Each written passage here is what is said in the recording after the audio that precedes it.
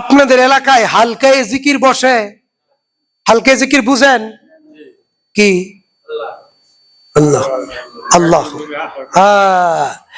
সপ্তাহে একদিন মসজিদের এক কোনায় বসে চরমনায় মুরিদেরা ইল্লাল্লাহ ইল্লাল্লাহ ইল্লাল্লাহ আল্লাহ আল্লাহ আছে না নাই? দেখছেন, শুনছেন আপনারা? এটা নাকি হালকায় জিকির, এটা হারাম। শুধু আল্লাহ আল্লাহ জিকির জায়েজ নাই, ইল্লাল্লাহ জিকির হারাম এবং শিরক বিদআত, এগুলো নাকি হালকায় জিকির। এই তরিকায় যদি জিকির করে তাহলে সে পীরের আনুগত্য করলো, পীরকে খোদা মানলো।